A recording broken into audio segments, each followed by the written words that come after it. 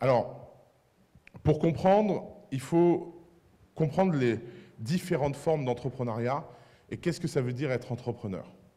Vous savez, l'histoire des entrepreneurs, c'est assez amusant, parce qu'entrepreneur, c'est un mot français qui a été inventé par un Américain dans un article de la Harvard Business Review en 1938. Et dans cet article, un professeur de Harvard explique un phénomène qui lui paraît extrêmement étrange à l'époque. C'est des gens qui font des choses incroyables avec rien. Parce qu'avant la naissance des entrepreneurs, le monde capitaliste est un monde où le fait de faire une entreprise, de gagner de l'argent, dépend d'une seule et une seule chose, le capital que vous avez à disposition. Donc, si vous regardez en accéléré l'histoire du capitalisme, le capitalisme, c'est d'abord l'émergence des bourgeois, ces gens qui ne sont pas nobles et qui travaillent. Ils achètent et ils vendent des produits à risque, ils font des profits, ils empruntent de l'argent, ils se réunissent ensemble en société pour financer des expéditions qui sont bien au-dessus de leurs propres moyens. L'invention de la société, c'est parce qu'on envoyait des bateaux aller chercher en Inde, aux Amériques, à travers le monde des richesses. Il y avait deux choses qu'on ne savait pas. C'est est-ce que le bateau allait revenir? Donc, il fallait quand même prendre un risque. Les risques de tempête, etc. étaient quand même assez importants. Et puis la deuxième chose qu'on ne savait pas, c'est est-ce que les richesses qui seront sur place seront vendues? Donc il y avait un risque produit et un risque marché. Et comme on ne pouvait pas prendre ce risque seul, personne n'était assez riche pour prendre ce risque seul, les gens ont commencé à se regrouper, notamment avec la fameuse Société des Indes, pour acheter des parts de bateaux. Et ces parts de bateaux sont devenues la société contemporaine. Mais dans cette première version du capitalisme, il n'y a aucune différence entre le travail et l'argent. Vous n'avez pas 10% du bateau parce que vous faites 10% du travail. Non, vous avez 10% du bateau parce que vous mettez à disposition 10% de l'or nécessaire au bateau. Et à l'époque, les gens qui travaillent, d'abord, il y a deux choses. La plupart ne sont pas payés. Grand avantage bizarre de l'époque. Et puis, l'autre point, c'est que les gens qui étaient un petit peu payés étaient de toute façon dans des relations de féodalité. Même si les seigneurs avaient disparu, on avait gardé cette espèce de schéma que celui qui a le pouvoir a l'argent, donc c'est le seigneur, donc c'est celui qui décide. Et puis, petit à petit, à la fin du 19e siècle, au début du 20e siècle, il a commencé à se passer un phénomène intéressant, c'est que les gens ont commencé à créer des entreprises avec beaucoup moins de capital qu'avant. Et donc les gens arrivaient à avoir deux phases dans leur vie. Une première phase où ils travaillaient et ils épargnaient. Ils arrivaient en clair à épargner l'équivalent d'une maison. Et puis au lieu d'acheter une maison comme les autres, ils prenaient cette valeur et à quelques-uns, ils la mettaient ensemble et ils créaient une entreprise. Et donc on est passé d'un monde où il était possible de devenir capitaliste en prenant des risques de capitaux soi-même. Et donc dans une vie, on pouvait passer les 20 premières années de sa vie à travailler et économiser de l'argent, et ensuite les 20 années d'après à utiliser cet argent pour entreprendre. Quand vous regardez les histoires légendaires des gens comme les gens qui ont fondé Auchan, ou les gens qui ont fondé les grands groupes de luxe comme François Pinault, ou tout ça, c'est des gens qui ont d'abord sont rentrés par la porte du travail, n'ont pas utilisé cet argent pour vivre mais pour investir, ont sacrifié énormément d'années de leur vie à vivre en dessous de leurs moyens pour espérer un jour avoir beaucoup plus de moyens que tout le monde. Et donc ça restait un calcul capitaliste. Et puis ce paradigme, étrangement, il est toujours présent autour de nous. Aujourd'hui, il y a encore beaucoup de gens qui valorisent comme levier leur capital. Mais il y a une nouvelle génération qui est arrivée avec un outil incroyable qui s'appelle Internet, qui a permis à des gens d'entreprendre sans capitaux. Et alors pourquoi c'est possible en 2018 d'entreprendre sans capitaux? Parce qu'au début des années 2000, il s'est passé 3 phénomènes en même temps qui sont pas très compris par les gens, mais qui ont changé beaucoup de choses. L'apparition d'Internet a eu 3 conséquences. Conséquence numéro 1, le coût de tout ce qui avant était un investissement fixe est devenu un investissement variable. Tout ce qui avant était quelque chose dont vous aviez besoin d'acheter en capital est devenu quelque chose que vous pouvez louer. On va prendre un exemple tout bête. Moi, la première fois que j'ai fait une boîte internet, il y a très longtemps maintenant, il y a 16 ans, j'ai dû acheter un serveur. Donc j'ai dû aller dans un magasin et acheter une espèce de boîte à pizza qui s'appelait un serveur. Il y avait des modèles 1U, 2U, 3U, 4U. J'ai pris le 0.5U, c'était le moins cher. C'était un 1U mais qui était à moitié vide. Et puis il fallait amener dans une voiture ce serveur dans un data center, le brancher dans un rack, le brancher au réseau, louer le rack et espérer que ça ne brûle pas. Et alors c'est un vrai truc, espérer que ça ne brûle pas, parce qu'en fait à l'époque les serveurs étaient assez mal foutus, et donc ça prenait souvent feu. Et quand ça prenait feu, il y avait des extincteurs qui butaient votre serveur, puis il fallait en racheter un nouveau, etc. Et donc le coût d'entrée à l'entrepreneuriat était très très élevé. Il fallait gagner de l'argent. Et moi par exemple, j'avais gagné de l'argent en faisant des sites internet. Donc j'avais vendu mon travail pendant des années, j'avais économisé de l'argent, et puis un jour j'ai pu transformer cet argent en une entreprise, un capital. Aujourd'hui, les gens, ils tapent Git push, je crois, et ils ont le cloud qui leur est ouvert, et puis ça coûte quelques centimes. Et puis d'ailleurs, tous les prestataires de cloud donnent maintenant des heures et des heures de cloud d'avance, parce que les gens se disent, si ça marche au début, ça marchera après. Et donc, s'il faut leur donner un peu pour les aider à démarrer, ça coûte marginalement pas grand-chose. Ben, vous voyez, ça, c'est le passage d'un monde où on a des CAPEX qui deviennent des OPEX, c'est-à-dire des dépenses en capital, CAPEX, Capital Expense, qui deviennent en fait des Operating Expense, des dépenses en opération. Et tout est comme ça. Vous voulez un système de logistique, vous avez Shopify. Vous voulez un système de communication, vous avez Slack. Vous voulez un système de je sais pas quoi, vous avez je sais pas qui. Il n'y a pas un besoin aujourd'hui qui n'est pas disponible comme un service qu'on peut louer. D'ailleurs, fondamentalement, maintenant le problème, c'est de savoir quel service utiliser. Vous pouvez, maintenant, je vois des gens qui sont paralysés en mode SaaS, où ils passent tellement de temps à chercher tous les SaaS dont ils ont besoin, qu'ils passent 3 ans de leur vie à configurer plutôt qu'à faire quelque chose. Mais ça, c'est un autre problème. La deuxième chose qui s'est passée, c'est que non seulement Internet a réduit les coûts de développement d'une société, mais en plus a rendu le savoir accessible. C'est un de nos grands motos à coup d'État. On a fait plein de vidéos sur ce sujet-là. Mais fondamentalement, qu'est-ce que ça veut dire? Ça veut dire que si aujourd'hui vous avez besoin d'apprendre quelque chose sur un sujet, vous pouvez absolument l'apprendre sans passer par aucun expert, sans demander la permission à aucune institution.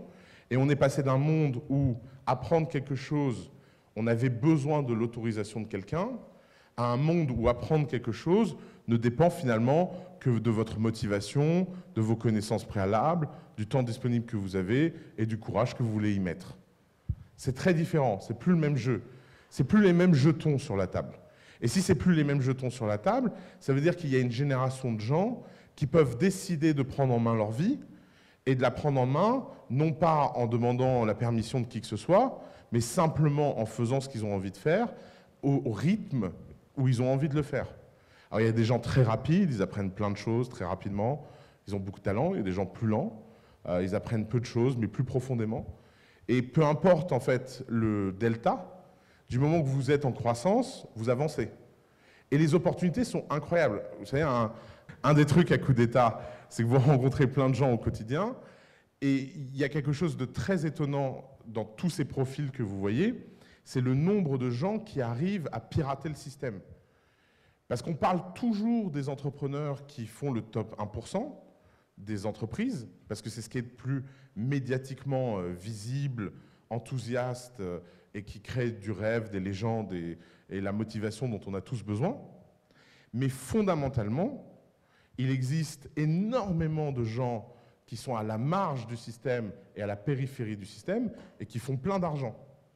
Par exemple, on a fait une expérience à coup d'État avec des gens qui sont plutôt jeunes et on leur a fait construire des business en ligne et on leur a simplement donné comme challenge et peu d'instructions de dire je suis sûr que vous pouvez gagner votre vie tous les mois et ils sont nombreux aujourd'hui à gagner quelques centaines d'euros par mois en ligne gratuitement. Aujourd'hui, la même chose il y a 20 ans, ça aurait demandé une infra, ça aurait demandé beaucoup de choses. Énormément de services ont rendu possible le fait de gagner de l'argent et ont rendu possible à des gens, partout à travers le monde, l'accessibilité d'un revenu de subsistance qui les rend libres. Et si vous êtes libre en termes de revenus, tout le reste change. Et ça, c'est la troisième chose, c'est qu'on est passé d'un monde où le capital était rare à un monde où le capital est abondant. Alors parlons de ça 2 minutes, parce que c'est quand même un des sujets les plus importants qui occupe énormément la presse, avec beaucoup de déformations, à savoir pourquoi les startups lèvent autant de fonds, et pourquoi il y a des gens qui lèvent des fonds, et pourquoi il y a des gens qui n'en lèvent pas. Tous les entrepreneurs ne font pas des startups, et toutes les startups ne lèvent pas des fonds. C'est quoi ce grand phénomène? Ce grand phénomène, c'est qu'il y a des poches d'argent qui sont de plus en plus grosses. Les États réduisent les taux d'intérêt, donc ils impriment de plus en plus d'argent. Les investisseurs institutionnels ont eu des retours sur les 30 dernières années extraordinaires, et donc ils ont de plus en plus d'argent à investir. Et la quantité d'argent qui était disponible pour le risque a explosé. Si vous prenez par exemple une université américaine qui a ce qu'on appelle un endowment de 100 milliards, c'est-à-dire les donations de tous les élèves passés, l'argent gagné par toutes les années passées, et vous regardez la part de cet endowment qui est investi dans des fonds de capital risque, vous voyez qu'on passe de 3 à 10% de cet argent sur les 20 dernières années. Donc ça veut dire qu'il y a beaucoup, beaucoup d'argent autour. Alors quand on dit ça, les gens me disent « oui, mais moi, j'arrive pas à lever de fonds ». Alors c'est ce qui est formidable avec la levée de fonds, c'est que comme on a confié à peu près 90% des fonds à des gens qui ont tous la même gueule, ils finissent par tous investir dans la même boîte. C'est tout bête, hein, c'est des problèmes de sociologie assez bêtes, mais si tous les investisseurs en capital risque ont le même profil, la même éducation et la même gueule, bah à la fin, ils se trouvent tous que les sujets les plus intéressants, bah c'est les mêmes. Résultat, on est en train de rentrer dans un monde où il y a un double phénomène, où les gens qui n'arrivent pas à lever de fonds n'enlèvent vraiment pas plus qu'avant, et les gens qui, eux, arrivent à lever de fonds enlèvent de plus en plus à des valos de plus en plus délirantes. Et donc là, il y a 2 cris journalistiques extraordinaires. Le premier s'appelle la bulle, et le deuxième, c'est la folie irrationnelle des investisseurs. Alors 2 choses. La bulle, c'est un truc qui s'est passé en 2001.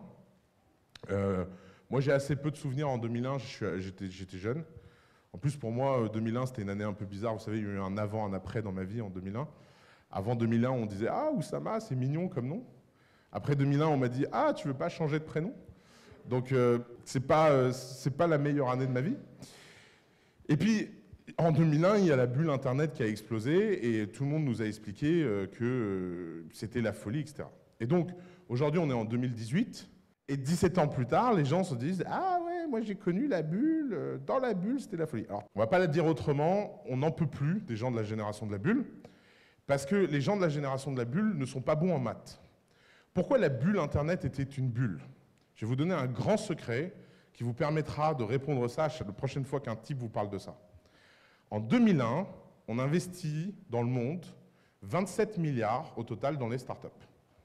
27 milliards, c'est beaucoup d'argent. Et donc, en 2008 ou 2009, on est repassé à nouveau à 27 milliards investis dans les startups. Et donc, en 2009, on a dit « Ah, c'est la bulle ». Aujourd'hui, l'année dernière, je crois qu'on a investi dans le monde 140 milliards dans les startups. Et donc, on dit « Oh, vous imaginez, c'est 4 fois 2001, c'est 4 fois la bulle ». Alors, en 2001, il y a 70 millions de personnes qui ont Internet dans le monde. Vous divisez 27 milliards par 70 millions, ça fait beaucoup d'argent par utilisateur. Beaucoup. Je ne sais pas exactement combien ça fait, mais ça fait beaucoup. Je crois que ça fait 70 000 euros, si je ne me trompe pas. Vous prenez la même chose aujourd'hui, on dépense en moyenne, dans le monde aujourd'hui, il y a 2 milliards d'utilisateurs actifs sur Internet. 100 milliards, ça fait 50 euros. Donc, vous voyez, le montant investi par personne s'est écroulé à des niveaux qui sont plus que raisonnables. Puisque derrière n'importe quel investissement, il y a un fondamental. Ce fondamental, c'est quoi? c'est que vous donnez de l'argent à quelqu'un un jour en espérant qu'il vous le rende un autre jour. Et pourquoi il vous le rend? Parce que des clients sont prêts à payer pour le service que votre argent a permis à créer. Et donc, non, ce n'est pas une bulle.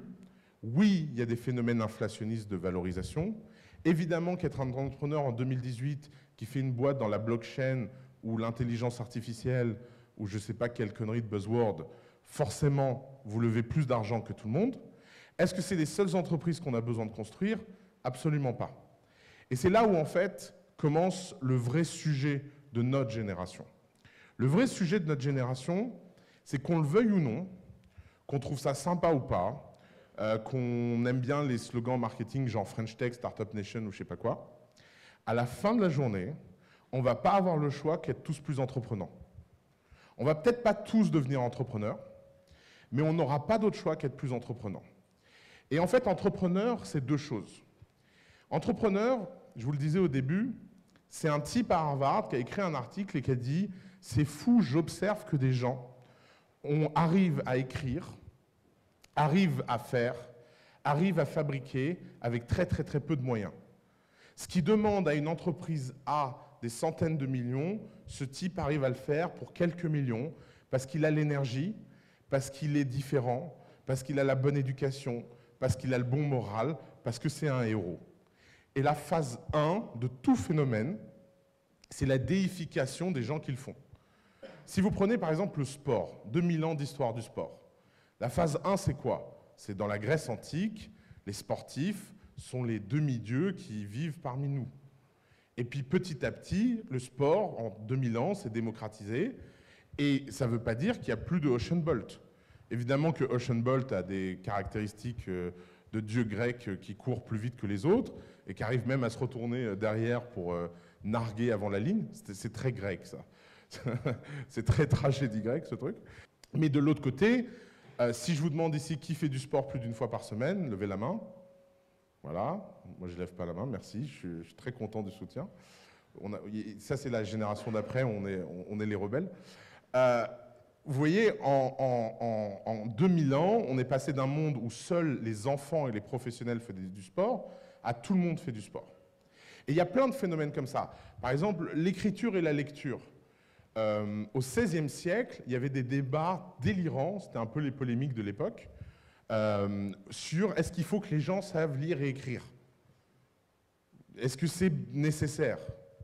Et il y avait beaucoup de gens très très très très intelligents qui disaient non, il faut que seulement les nobles savent lire et écrire. C'était déjà une idée un peu bizarre d'ailleurs. Parce qu'on disait finalement pourquoi les nobles auraient besoin de savoir lire si leurs servants savaient lire. Et alors il y a une histoire un peu célèbre que j'adore avec le comte de Provence et l'archevêque de Marseille, où le comte de Provence voulait le palais de l'archevêque de Marseille. Et l'archevêque ne voulait pas lui filer son palais en lui disant « Dégage mec, c'est ma baraque, enfin, tu me fais quoi ?» Et donc le comte de Provence a été corrompre le secrétaire de l'archevêque, qui lui écrivait ses lettres. Et quand l'archevêque dictait des lettres aux grands seigneurs de la région, le mec changeait les mots, parce que de toute façon, le mec ne savait pas lire. Donc ça donnait un truc du genre faites part de mes amitiés au baron de je sais pas quoi. Et le mec devait écrire va te faire foutre, bâtard. Et puis au bout d'un moment, les mecs en avaient tellement marre de se faire insulter qu'ils sont venus, ils ont rasé l'archevêché. Ils ont tué l'archevêque et puis l'autre, il a pu s'installer dans sa baraque. Et ce jour-là, les nobles se sont dit, tiens, c'est quand même pas mal de pouvoir relire les courriers. On va apprendre à nos enfants à lire et écrire. Puis au XVIIIe siècle des Lumières, les gens ont dit, ah, ce serait cool que tout le monde sache lire. Et il y avait des idées fortes là-dedans. Les philosophes des Lumières disaient l'émancipation, l'autonomie, la connaissance, la liberté, la justice, le sentiment d'appartenance, la société, vous savez, tous ces grands concepts qui nous sont très chers aujourd'hui, en fait, c'est des types qui les ont écrits sur papier et qui se sont battus. À l'époque, quand vous disiez que tout le monde doit apprendre à lire et écrire, les gens disaient bof. Et puis, tout le monde a dit bof jusqu'au milieu du 19e siècle, où il s'est passé un truc incroyable, c'est qu'on a ouvert plein d'usines. Et dans les usines, on avait besoin d'ouvriers. Et ces ouvriers, ils avaient besoin de deux compétences fondamentales. Lire les instructions et compter la recette. Donc tout le monde a appris à lire et écrire. Vous savez pourquoi vos grands-parents lisent et écrivent et comptent aussi bien? Parce que c'était les deux seules compétences dont ils avaient besoin. Donc l'école était obsédée par ça. Parce que si vous étiez ouvrier à l'usine, il fallait absolument savoir compter correctement pour le patron et écrire correctement pour le patron, parce que sinon, l'usine ne tournait pas. Il n'y avait pas d'ordinateur, de process automatique, etc. Et donc, l'ensemble de l'institution a rencontré cette pulsion des Lumières et s'est mis à apprendre à lire et à écrire à tout le monde. Et aujourd'hui, beaucoup de gens savent lire, il reste quelques pourcentages de la population qui ne savent pas lire, mais en moins de 100 ans, on est passé de 4 à 5% des gens qui savent lire à 97 ou 98%. Et bien l'entrepreneuriat, c'est la même chose. Pourquoi c'est la même chose? Pourquoi l'entrepreneuriat, c'est le nouveau sport? Pourquoi l'entrepreneuriat, c'est la nouvelle lecture? Pourquoi l'entrepreneuriat, c'est tout ça? Ben parce que il se passe 3 phénomènes. Phénomène numéro 1, la compétition est de plus en plus dure. Les barrières sont de plus en plus faibles. Aujourd'hui, quand vous êtes dans une entreprise, la probabilité que votre rente ou que votre avantage comparatif ne suscite pas l'excitation de quelqu'un d'autre est très faible. Pourquoi Free Mobile existe? Free Mobile existe parce que Orange, Bouygues et SFR se sont gavés sur notre dos à tous pendant des années. Résultat, un jour, un type peut dire « ta marge, c'est mon opportunité ». C'est la devise de Jeff Bezos, by the way. « Your margin is my opportunity ». Bon, bah très bien. Mais pourquoi on se dit alors, pourquoi Orange ou Bouygues, etc., n'ont d'abord pas baissé leur prix? Bah parce que c'était tentant. C'est toujours compliqué de faire les choses en prévision d'un futur qui n'existe pas encore. Et deuxième chose, c'est pourquoi une fois que ça arrive, pourquoi ils ne descendent pas plus leur prix. Et là, c'est un truc hyper intéressant. C'est que les structures entrepreneuriales sont toujours dures à modifier et plus faciles à créer. Ça s'appelle le pouvoir de la feuille blanche. On était pendant longtemps dans un monde où avoir quelque chose qui existe déjà avait plus de valeur que créer quelque chose de zéro. Pourquoi? Parce qu'il y avait besoin de beaucoup d'actifs pour créer quelque chose. Il y avait besoin d'argent, il y avait besoin de ressources, il y avait besoin de moyens. Sauf que maintenant, créer quelque chose, ça coûte moins cher que l'entretenir. Ça n'a jamais été aussi facile de créer une boîte, ça n'a jamais été aussi dur de la maintenir. Pourquoi? Parce qu'une fois que vous avez pris une décision initiale, c'est dur de changer. Si vous vendez votre abonnement téléphonique à 100 €, c'est très dur de le vendre à 60. Parce que vous avez construit toute votre entreprise, les coûts, les salaires, les fournisseurs, les contrats, etc., en ayant en tête une hypothèse qui était l'argent que vous facturiez. D'ailleurs, by the way, c'est pour ça que c'est toujours plus facile de monter un prix que de le baisser. Les gens disent toujours « c'est plus facile de baisser un prix ». Non, c'est très dur de baisser un prix. Parce que pour baisser un prix, il faut changer la structure de l'entreprise. Il faut changer la culture des gens, il faut changer les salaires, il faut changer les coûts, il faut changer tout ça. Donc, vous êtes dans un monde où, comme les gens peuvent créer sur une feuille blanche quelque chose de nouveau, eh ben, le nouveau sera toujours plus courant que le maintien de l'ancien. La deuxième chose, c'est qu'on est dans un monde où non seulement la concurrence est de plus en plus dure, mais chaque nouvelle génération a exponentiellement plus accès au savoir que la génération précédente. Prenons un phénomène comme coup d'État. Un entrepreneur qui regardait les vidéos de coup d'État il y a 5 ans avait un avantage comparatif sur le reste du marché délirant. Mine de rien, il y a 5 ans, ce que je disais, c'était quand même assez étonnant, surtout en France et en français. Bon, aujourd'hui, tout le monde dit ça. Je veux dire, maintenant les officiels organisent des barbares attaques, les grands groupes ont des labs, tout le monde a son incubateur, je sais pas, enfin, tout le monde a adopté les codes. Donc, c'est de plus en plus dur d'être un pirate. C'est de plus en plus dur d'être rebelle. C'est de plus en plus dur d'être marginal. Et si c'est de plus en plus dur d'être rebelle, marginal et pirate, bah, ça veut dire quoi? Ça veut dire que tout le monde a les outils et tout le monde peut utiliser le savoir disponible. Et si en plus vous voyez ça dans un phénomène de cohorte, avec cette hypothèse que chaque nouvelle génération est plus fraîche que la génération précédente parce qu'elle a eu accès à un savoir de meilleure qualité qui a été produit par une génération avant, vous voyez que non seulement c'est une concurrence entre entreprises, mais en plus c'est une concurrence entre générations. Et ça, je peux vous dire qu'on a un point d'observation, nous, là-dessus, qui est invraisemblable. Je pense que l'âge de la retraite va devoir être avancé, hein, pas reculé. Hein. Je crois qu'aucun gouvernement dans le monde n'a compris ça. Parce qu'aujourd'hui, vous avez des gens, ils ont 15 ans, 16 ans, 17 ans, et ils ne jouent pas aux POGs, en fait.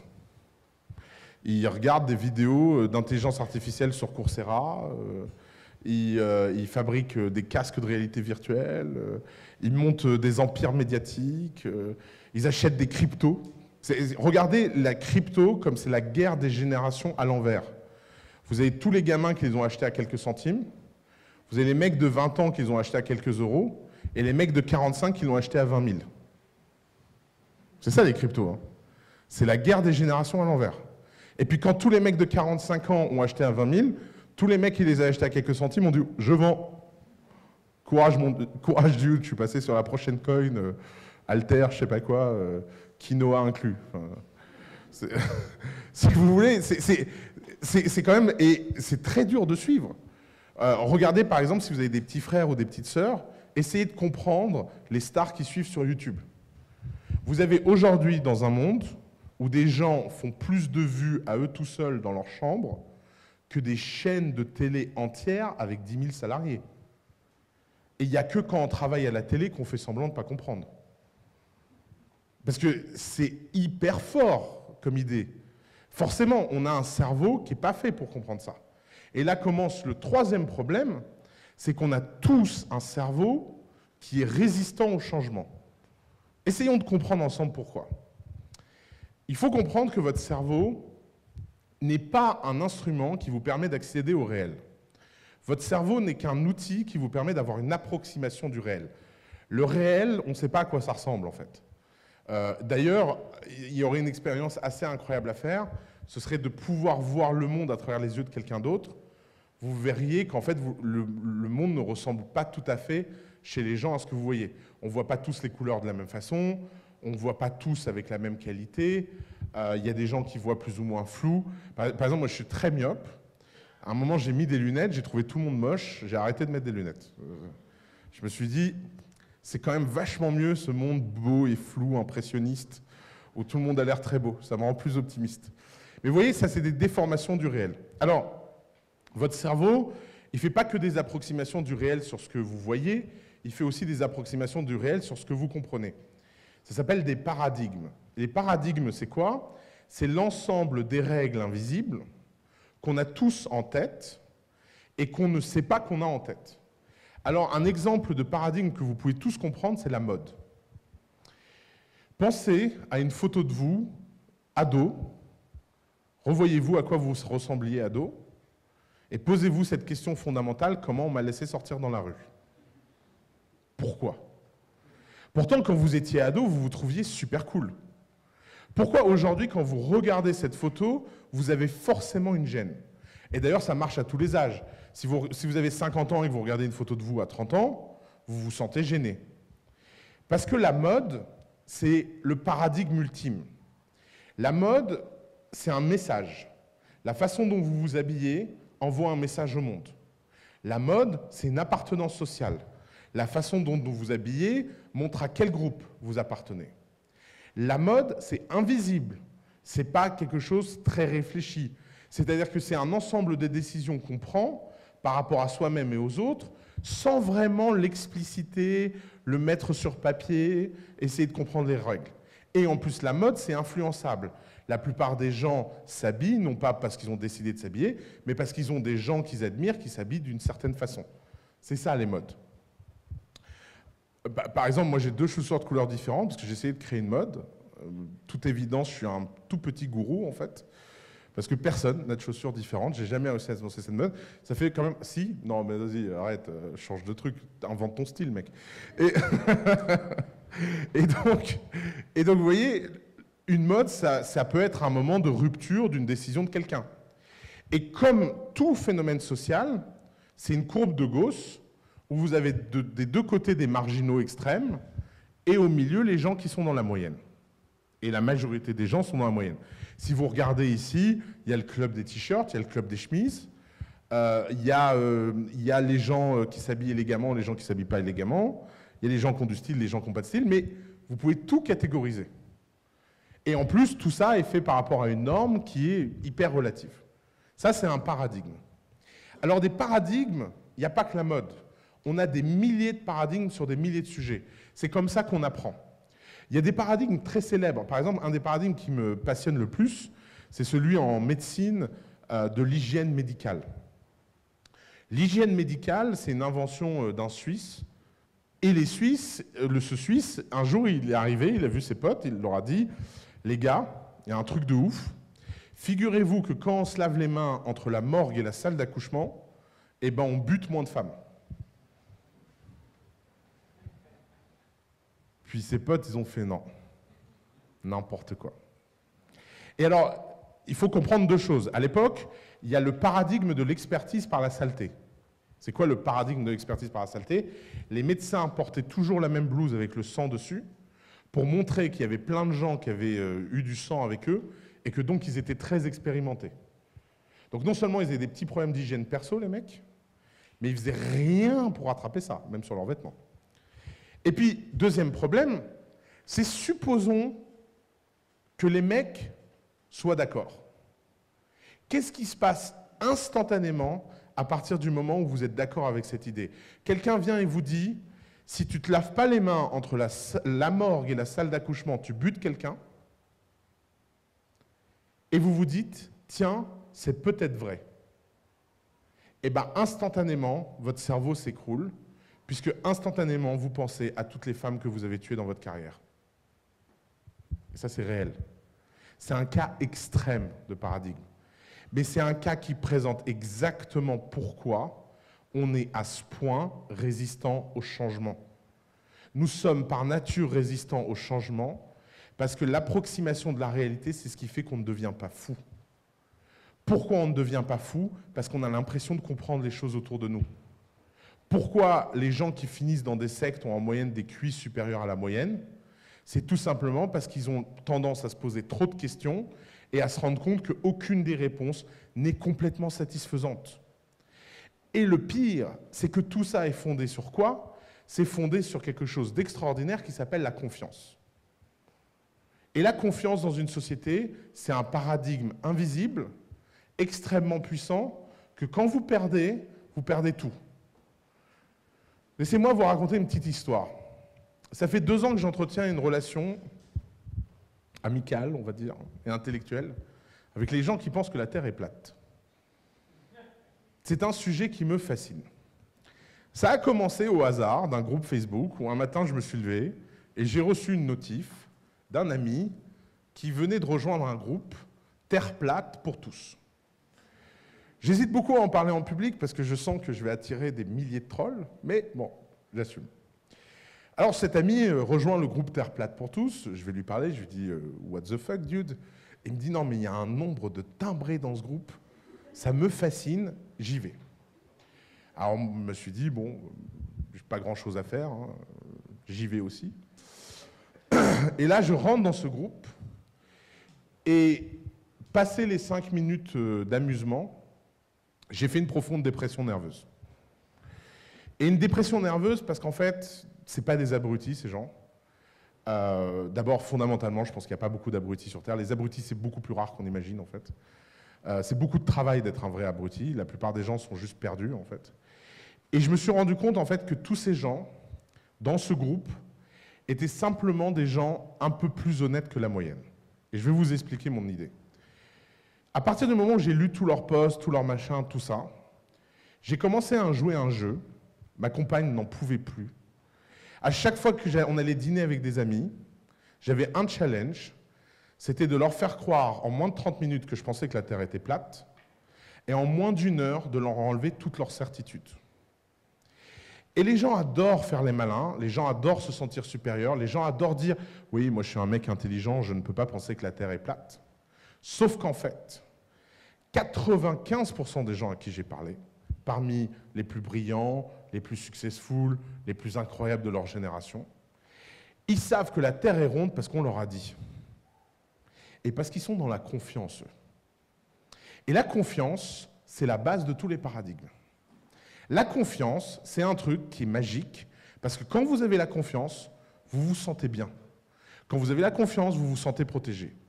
Et ces gens, un jour, ils ont vu une photo de la Terre est ronde, et ils ont dit, elle est belle cette Terre, elle est ronde.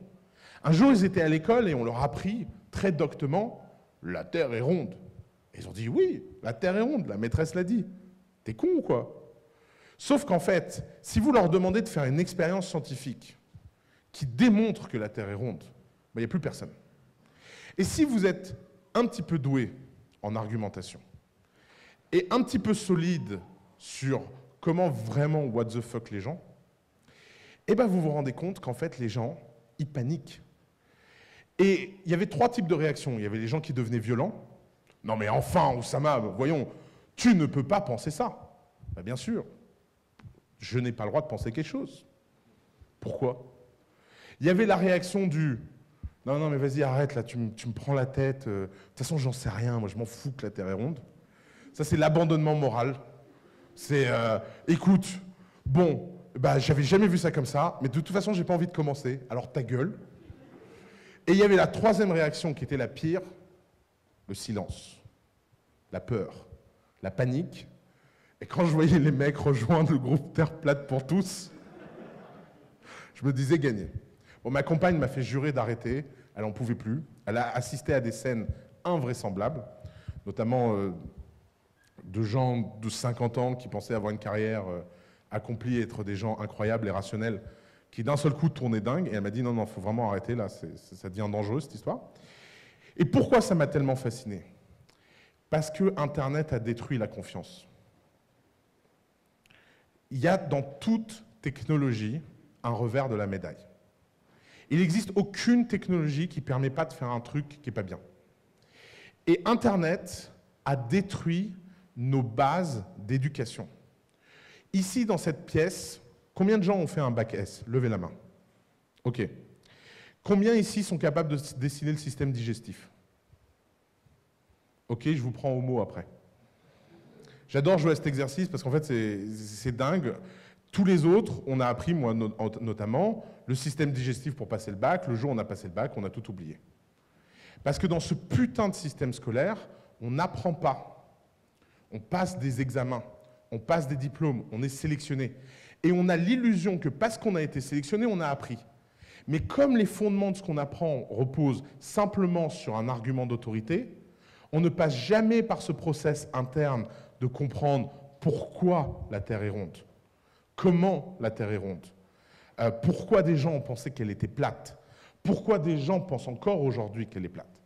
Et résultat, évidemment que des gens qui n'ont jamais eu d'éducation et qui perdent la confiance se retrouvent dans un chaos personnel délirant. Et ils vont chercher des réponses où? Chez les autres gens qui leur ressemblent. Facebook. Internet a permis à tous les gens qui doutaient de douter ensemble. Et ça veut dire quoi? Eh bien, ça a un impact très clair sur le monde entrepreneurial et notre économie.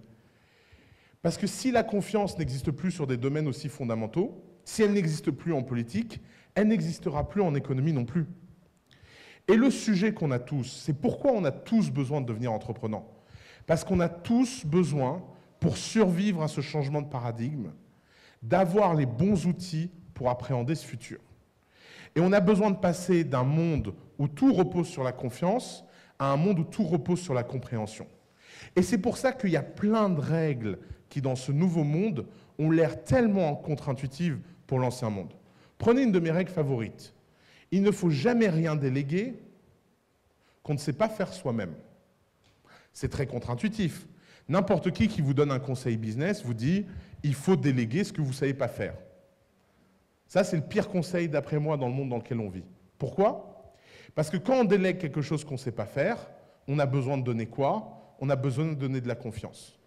Et le problème, c'est que la confiance, à notre ère numérique, à une ère où c'est tellement facile d'arnaquer les gens avec des savoirs qu'ils ne comprennent pas, qu'on ne peut plus se permettre de faire ce type de confiance. Et on doit regagner la confiance et regagner profondément ce que ça veut dire faire confiance aux autres, Non pas simplement sur des critères ésotériques de confiance, je lui fais confiance parce qu'il a tel diplôme, je lui fais confiance parce qu'il appartient à telle institution, je lui fais confiance parce qu'il appartient à un tel groupe social, mais vraiment rebâtir une confiance qui soit fondée sur le travail, le mérite et ce qu'on a fait concrètement. Quand on dit dans ce nouveau monde les diplômes, l'expérience et tout ce que les gens ont habituellement ne compte plus, qu'est-ce qu'on veut dire? Est-ce que ça veut dire que ça ne sert à rien d'aller faire des études? Absolument pas. Il faut être complètement abruti pour dire ça à quelqu'un de jeune. Non, ça veut simplement dire que les études ne suffisent plus. Quand on dit l'expérience ne compte pas, est-ce que ça veut dire que quelqu'un qui a 20 ans d'expérience ou 30 ans d'expérience dans un métier n'a pas quelque chose d'intéressant à apporter aux gens? Non, bien sûr que non.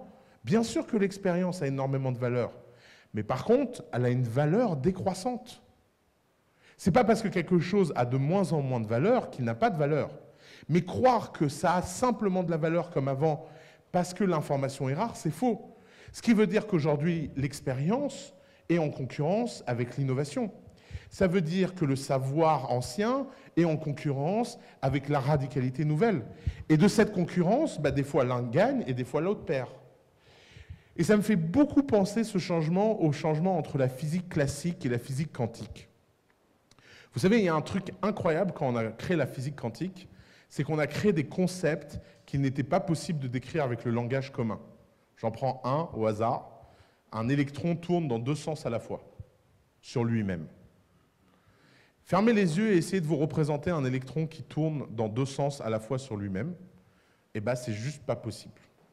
Pourquoi c'est pas possible? Parce qu'on est incapable d'imaginer quelque chose qu'on n'a pas expérimenté. La limite de notre imagination, c'est notre expérience. Si je vous demande d'imaginer un monstre, eh bien, un monstre ne sera chez vous que la somme des parties de toutes les bêtes étranges que vous aurez vues. L'imagination, ce n'est pas le fait de créer une figure qui n'a jamais existé.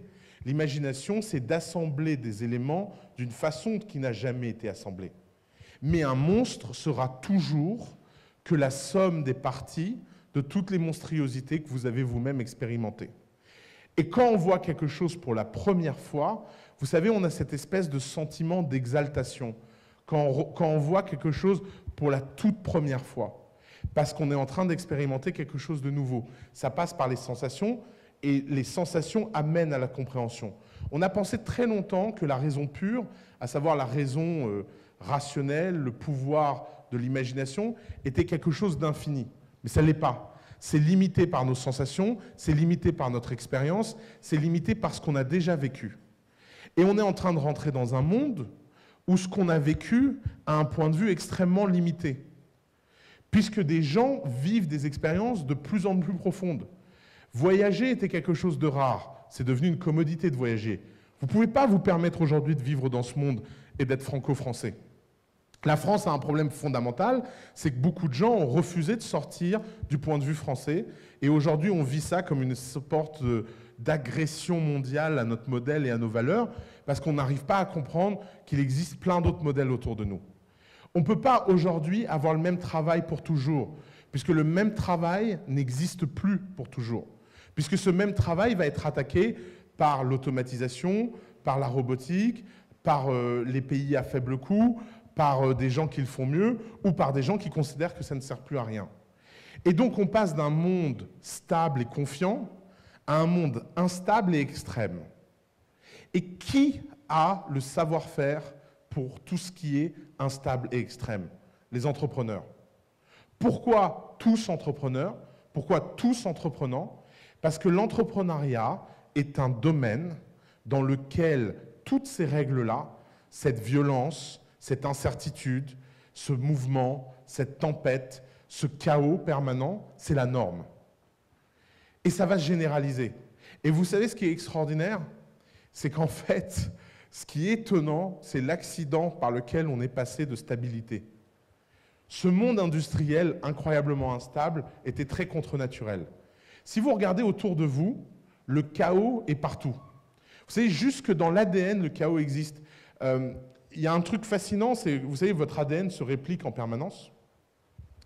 Et donc, que ce soit dans vos cellules sexuelles qui servent à la reproduction quand vous donnez la moitié de votre patrimoine génétique pour faire un enfant, ou dans votre corps à l'instant T, votre ADN est en permanence répliqué.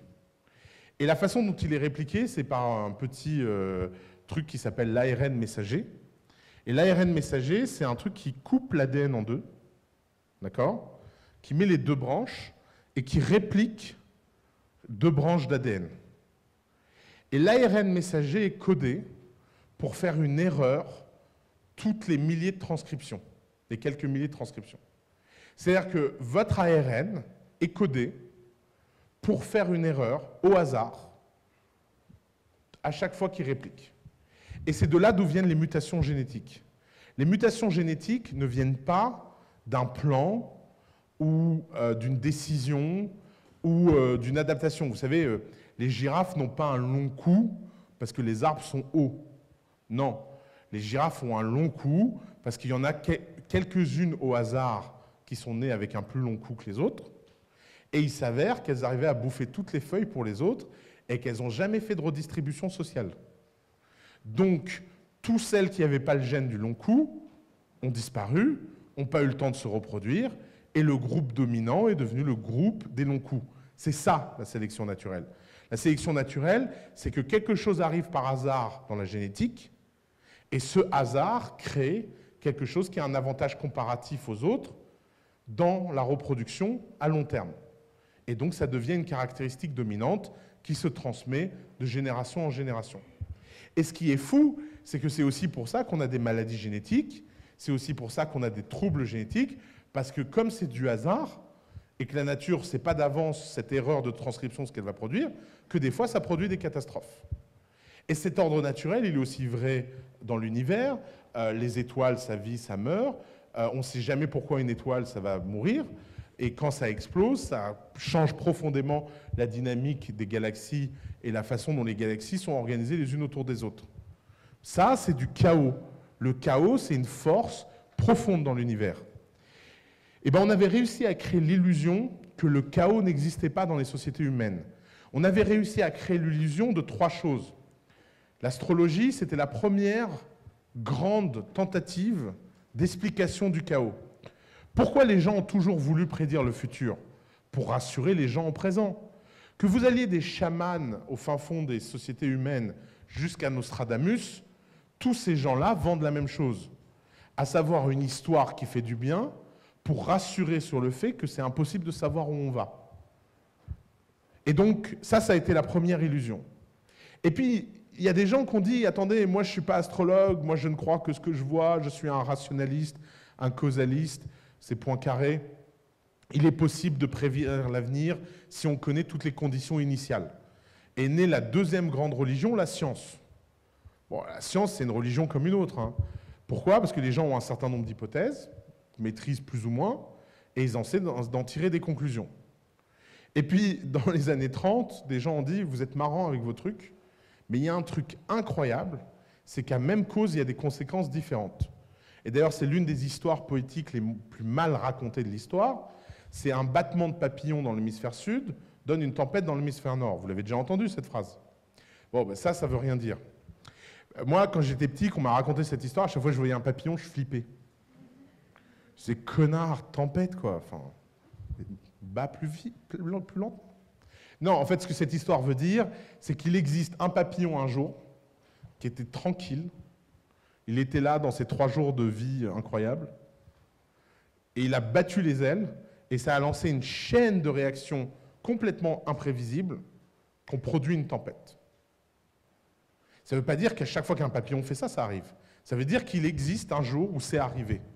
Pourquoi? Parce qu'à même cause, conséquences différentes.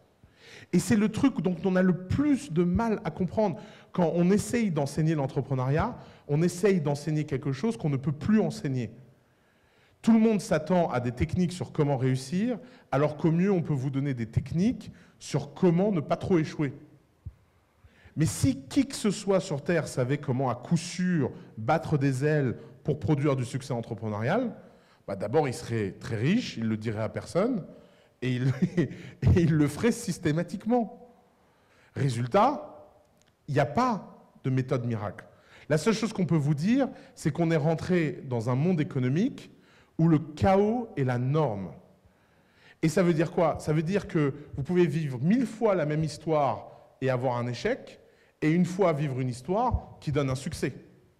Ça veut dire que vous ne pouvez plus être dirigé par le résultat, vous ne pouvez être dirigé que par le voyage.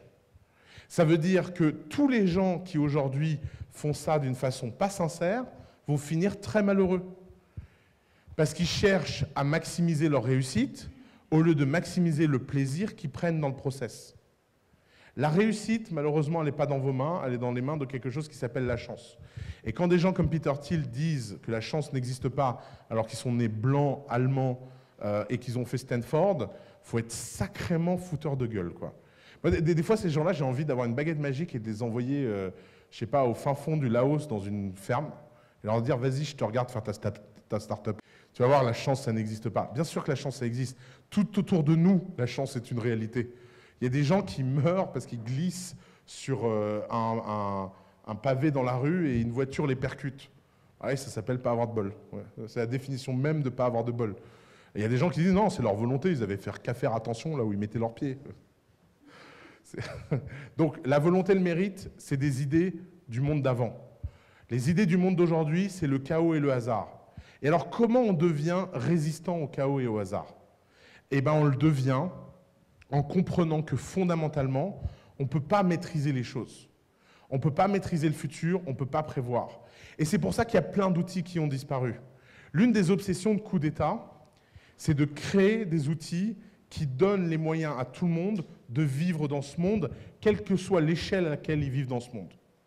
Que vous vouliez faire une start-up scalable qui devienne le prochain Facebook, que vous vouliez être un freelance et gagner votre vie et arrêter de travailler et voyager à Bali toute l'année, que vous vouliez créer une PME industrielle qui a un revenu stable, que vous vouliez créer une boîte de services et de consulting qui scale, que vous vouliez créer un restaurant où vous prenez du plaisir à cuisiner pour les gens, et bien toutes ces activités humaines, aujourd'hui, vous êtes obligés de les faire par le cycle entrepreneurial. Et quand je dis obligé, c'est pour une raison très simple, c'est que si vous ne le faites pas, un jour vous vous ferez fracasser la gueule par un mec qui le fera. Parce que le problème, c'est que vous n'êtes plus dans un monde fermé où vous pouvez choisir votre vie, vous êtes dans un monde ouvert où plus personne n'a besoin de demander la permission pour quoi que ce soit.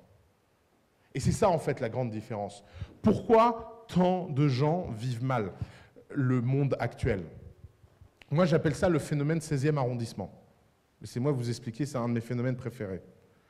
Le 16e arrondissement, c'était un endroit fabuleux sur Terre. Parce que c'était un endroit où, quand vous aviez des enfants, la prédiction de ce qu'ils allaient devenir était incroyablement facile. On avait réussi à créer un monde où on avait reproduit la noblesse sans aucun titre de noblesse. Vous êtes dans un bon lycée, vous allez dans une bonne prépa, qui vous envoie dans une bonne école, qui vous donne un bon travail et qui vous donne une bonne carrière, et vous pouvez dire à tout le monde, j'ai du mérite et j'ai travaillé dur. Et ça, c'était un monde incroyable, puisque tous les gens qui faisaient ce cycle-là venaient exactement du même moule. Le système n'est pas con, il a quand même des petits trucs de marketing. De temps en temps, il y avait un Oussama ou un Mamadou ou un Youssef qui passait par là, et on disait, bah, tu vois, méritocratique, regarde, on en a un. Et puis, à un moment donné, ce système, il ne s'est pas écroulé parce que ce système ne fonctionnait plus. C'est ça qui est marrant. Ce système, il s'est écroulé parce qu'en fait, le monde n'en avait plus besoin. Et quel est le truc le plus amusant du monde dans lequel on vit? C'est qu'aujourd'hui, un étudiant en lycée dans le 16e, il est autant paniqué par son avenir, son truc et je ne sais pas quoi, qu'un étudiant du 9-3. Donc on n'a pas fait un monde où le 9-3 est monté au 16e, on a fait un monde où le 16e est descendu au 9-3.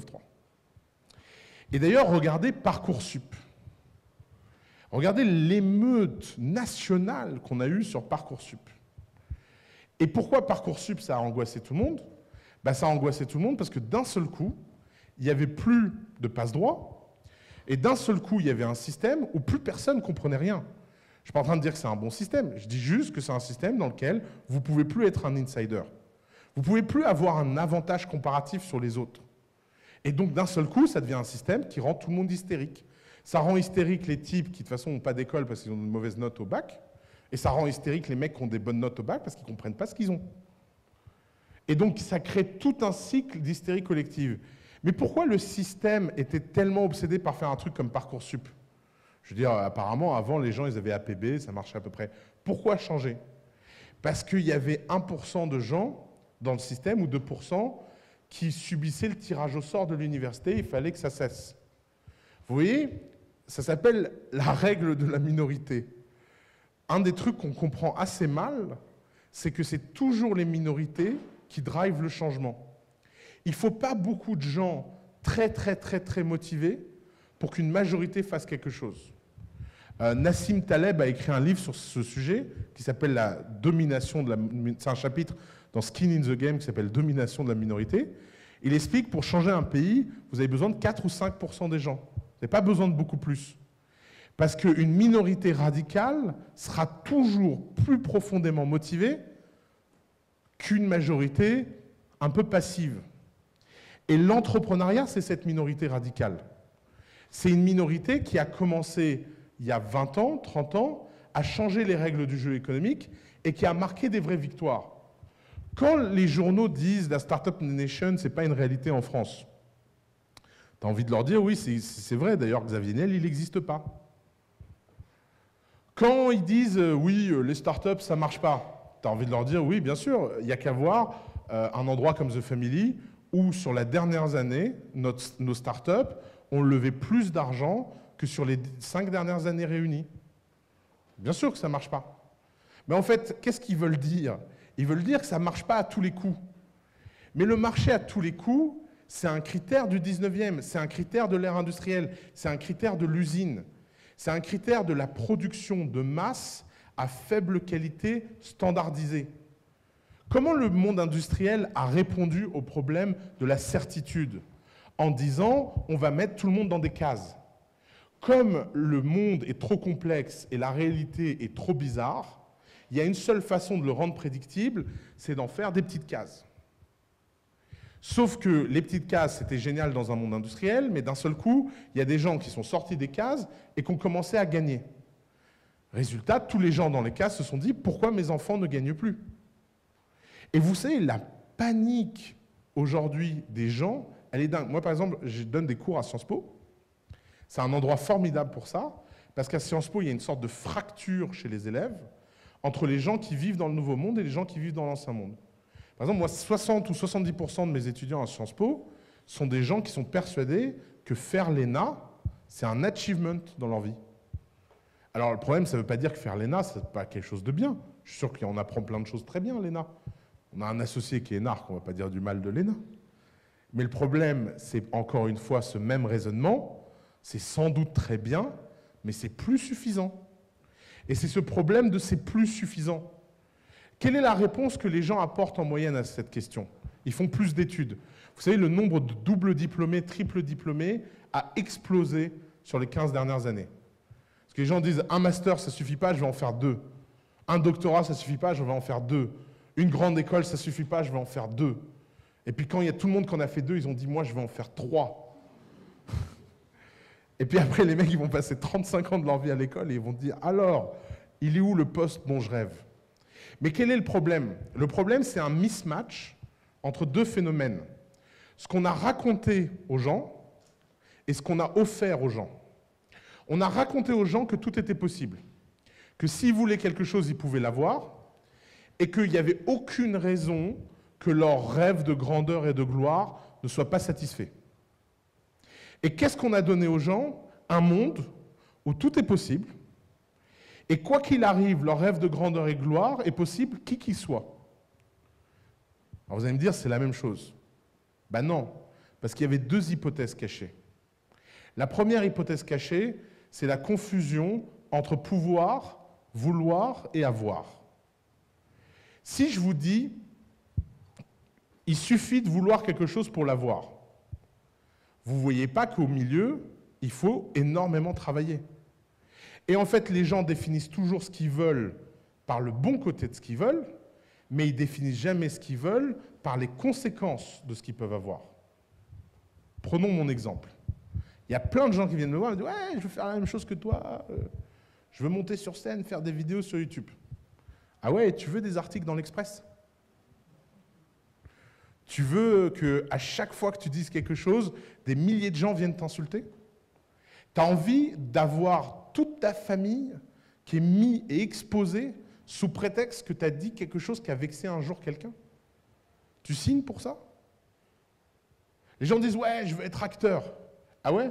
Tu veux te prendre des milliers de noms en casting, être traité comme une merde pendant des années et espérer qu'un jour un producteur te donne ce que tu as demandé?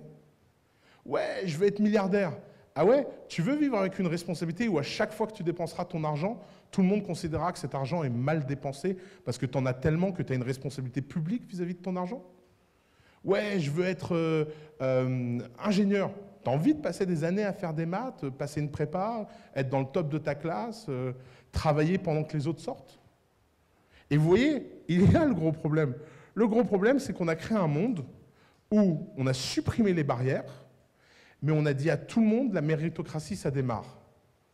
Mais le problème, c'est qu'on l'a fait dans un monde où pendant longtemps, la méritocratie était une illusion. Si vous sortez du 16e et que vous n'avez plus la garantie d'avoir quelque chose sous prétexte que vous sortez du 16e, le monde a l'air horrible. Si les parents du 16e ont leurs enfants qui sont en concurrence avec tous les enfants sur la planète, le monde est horrible. Et ça veut dire quoi? Ça veut dire qu'aujourd'hui, vous êtes dans un monde où la possibilité de sortir de votre milieu social et de monter est proportionnelle à la capacité que vous avez à être stable, patient, travailleur, courageux et surtout, surtout pas sensible au biais social des autres. Et ce biais social, il repose sur quoi? Il repose sur le fait que la plupart des conseils qu'on reçoit de la génération d'avant sont en général inapplicables dans la génération. Si vous prenez chaque nouvelle génération de l'histoire et que vous prenez leurs élites, c'est toujours des gens qui n'ont pas écouté leurs parents. Prenons le cas de Molière. Ça date. Qu'est-ce qu'il a fait, Molière? Il voulait être comédien. Comédien, c'est la lie de l'humanité à cette époque. Saltimbanque, c'est les mecs dont personne ne veut. Molière, il est devenu comédien. Pourquoi? Parce que Molière, il ne s'est pas posé la question, il voulait être comédien. Son père lui a dit « Non, tu ne seras pas comédien, tu seras je ne sais pas quoi, marchand, je ne sais pas quoi comme moi, tu reprendras ma boutique. » Il a pris, il est parti loin de son père et il a fait son truc. Après, les gens, ils ont voulu devenir comédiens parce qu'ils voulaient être comme Molière. Vous avez remarqué, on connaît Molière, mais est-ce qu'on connaît les gens qui sont venus après Molière? Non. Pourquoi? Parce qu'ils ne sont pas intéressants. Ils n'ont pas écrit grand-chose de sympa, et ils l'ont fait pour la plupart du temps pour de mauvaises raisons. Les gens qui sont devenus entrepreneurs, récemment, je faisais un voyage au Japon et j'ai rencontré un type qui vend des produits japonais en ligne dans le monde entier. Petite boutique, il avait une boutique pour touristes et il s'est dit pourquoi je ne ferais pas ça en ligne? Et à un moment, je lui ai demandé, je parlais avec lui dans la boutique et puis je finis par comprendre qu'il est gay. Et il me dit cette phrase terrible. Il me dit entre être gay et entrepreneur, pour mon père, le plus terrible, c'est quand même que je sois entrepreneur. Bon, gay, il n'est pas très content, mais il a réussi à s'en remettre. Mais une fois qu'il s'est remis du fait que j'étais gay, il m'a demandé, s'il te plaît, prends un vrai travail. Et pourquoi ce type a une vie extraordinaire? Parce qu'il représente une rupture avec la génération d'avant. Cette rupture, ce n'est pas un sentiment de rébellion à deux balles où il faut être rebelle pour être rebelle. Non, c'est simplement la reconnaissance que la probabilité que quelqu'un qui ne vit plus dans le monde dans lequel vous vivez n'a pas grand-chose d'intéressant à vous dire sur le monde dans lequel on va.